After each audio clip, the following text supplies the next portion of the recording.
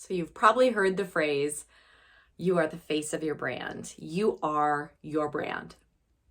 That seems like a pretty simple concept, but it's really difficult, at least for me.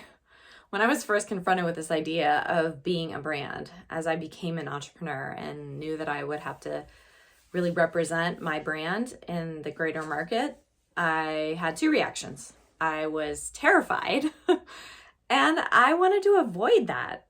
I'd spent the early part of my career in service to others and behind the scenes. I was a journalist, I was a publicist, I was a communications executive, and I really put the story first and the other people in the organization are in the story first. That felt really comfortable to me. So when it came time to think about being a brand, I was having a real hard time figuring out what that meant. The first thing I realized is that if I had a better understanding of who I was and what I represented and what I wanted to really share with the world, that would make branding easier. But it was tough to get there. And so if you are one of those people who struggles with that idea, which is a lot of us, I understand, I hear you, I am you. And I wanted to share a few little tricks I have learned along the way that help me stay rooted in my soul, rooted in who I am and my own authenticity, so that I can better express my brand in a way that is, like I said, grounded and it's aligned, but also in a way that is very soul nourishing. It leaves me room to take care of myself, because I tend to be a little bit more reserved person. So putting myself out there always comes with a little bit of a emotional tax.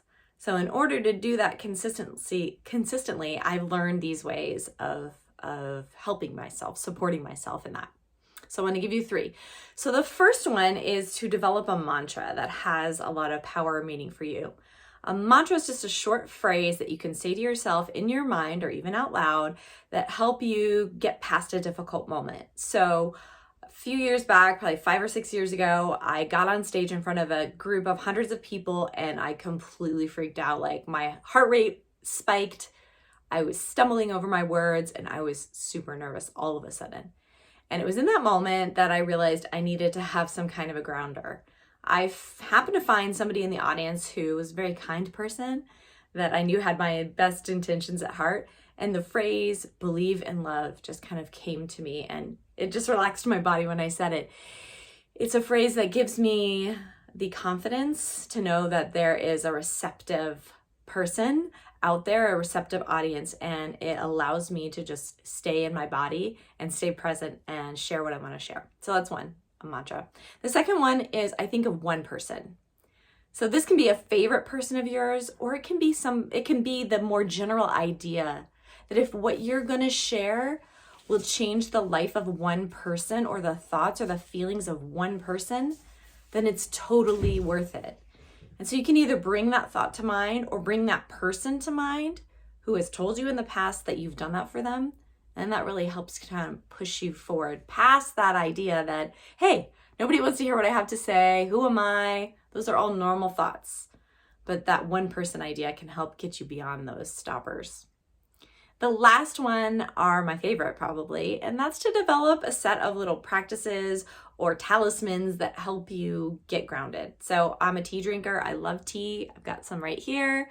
So just making a cup of tea if I'm going to take on a difficult task like I did before this video can be helpful. I also collect rocks. I love them. I have one right here, a little piece of quartz that I kind of rub before I, do something difficult just to get centered, get grounded.